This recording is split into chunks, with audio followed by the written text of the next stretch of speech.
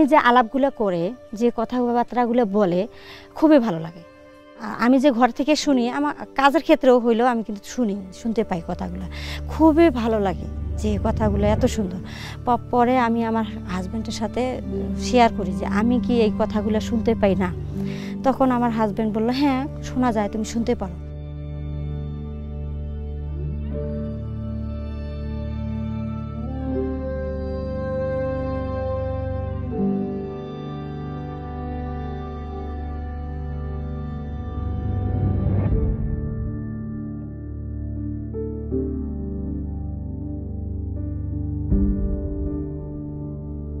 পরে কই যে খ্রিস্টানদের বইতে এটা কেমনে হয়, এটা খ্রিস্টান, এটা তো খ্রিস্টান নয়, এটা মুসলমান।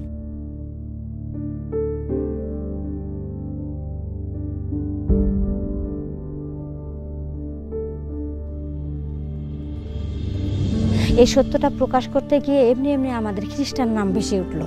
কিন্তু তারপরে ধীরে ধীরে ধীরে ধীরে বুঝতে পারলাম যে এই তৌরুজ জব্বুর ইনজিল অনুসরণ করলেই খ্রিস্টান বলা হয়।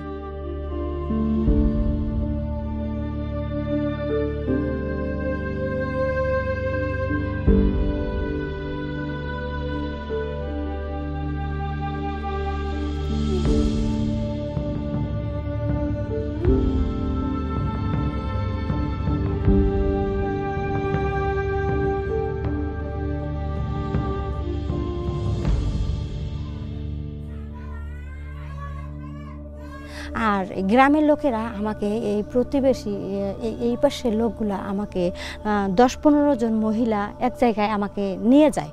নিয়ে যাওয়ার পর মনে করেন যে আমাকে যখন ডাকে, আমি তো কিছু বুঝতে পারি নাই যে তারা আমাকে ডাকলো। আমি জানি আমার এই কথাগুলো শোনার জন্যই ডাকলো। এই এখন মহিলাদের মধ্যে ঢুকে আমাকে এখন বলতেছে যে তুই যে খ্রিস্টান হয়েছিস, তোকে ছিল কোথায় দিছে, আমরা তো ছিল দেখবো। তারা মনে করেন যে আমার সামনে পিছনে মানে সব দিক দিয়ে তারা দেখতেছে, খুঁজে খুঁজে যে কোথায় আমার শরীরের মধ্যে ছিল আছে। এরকম ছিল তো আমার শরীরের মধ্যে নাই। তখন আমি সেখান থেকে যে এরকম অপমান অপদস্থ তারা করলো আমাকে, আমি যে কি বলবো এই বিষয় নিয়ে, তো আমি কাউকে কিছু বলতে পারি না, কারণ এটা আমার নিজের ইজ্জতের ব্যাপার।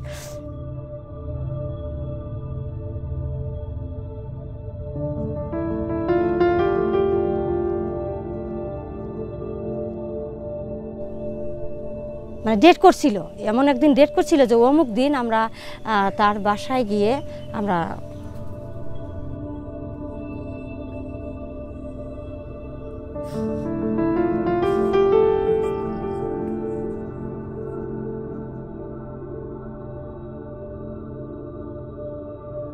প্রভু বলেছেন যদি তোমাদের বেঁচে থাকতেই হয় তাহলে আমার জন্যই বেঁচে থাকো, আর যদি মরতে হয় তাহলে আমার জন্যই মারা যাও। যদি আমাদের মরতেই হয় যেন আমরা প্রভুতেই মরতে পারি, যদি বেঁচে থাকি তার জন্য প্রভুর গৌরবের জন্য বেঁচে থাকি, আর প্রভু আমাদের মধ্যে দিয়ে যেন কাজ করতে পারেন।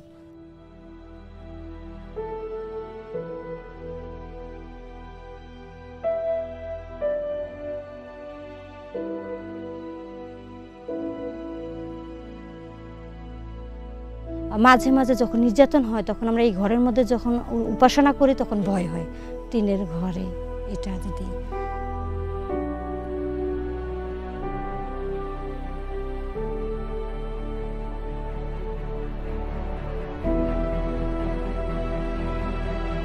আমাদের বাংলাদেশি নারীদের, মুসলিম সমাজের মধ্যে নারীরাও অবহেলিত। তারা যেন প্রভুকে জানতে পায়, তারা যেন বেহেশতে যাইতে পারে। আমরা যেমন জেনেছি এত নির্যাতন হওয়ার পরও আমরা প্রভুতে বিশ্বাস হয়ে স্থির আছি। প্রার্থনা করবেন আমরা যেন স্থির থাকি এবং আমাদের মধ্যে দিয়ে যেন অনেক নারীরাই পরিত্রাণ পায়।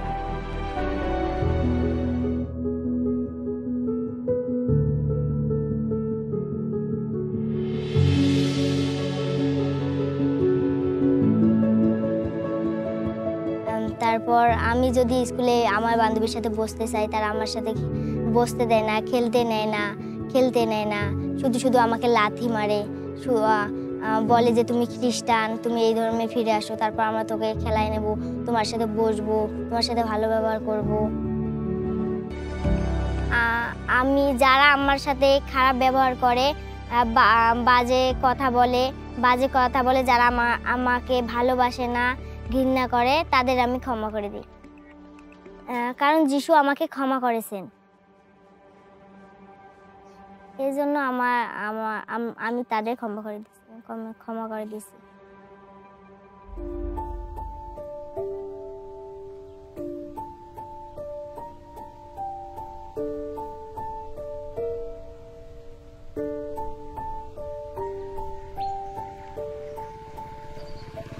রাস্তা দিয়ে বেরোতে পারি না, খালি বলে মানে ওরা নাউজুবিল্লাহ আস্তাগফিরুল্লাহ ওগুলা বলে গালি দেয়, কয় কোন নাপাকের ঘরের সাথে কথা বললাম রে, ওগুলা বলে।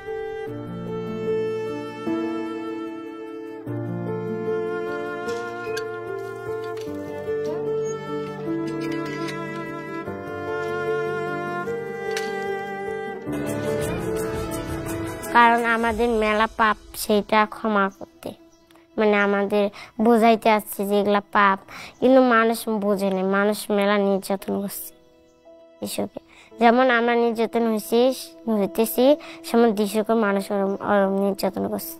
আমি মা বইয়ে দেখছি যে যে যিশুকে মানবে সে যিশু যেমন নির্যাতন হয়েছে সেমন আমাদেরও হইতে হবে। যারা আমাকে নির্যাতন করছে তাদের আমি মন থেকে ক্ষমা করে দিচ্ছি। কেউ কেউ এগুলো সহ্য করতেই পারতো না। আমি যিশু আমাকে ভালোবাসে দেখেই তো আমি আজকে মানে ভালো পথে আসতে পারছি, আমি আজকে এত দূর আসতে পারছি।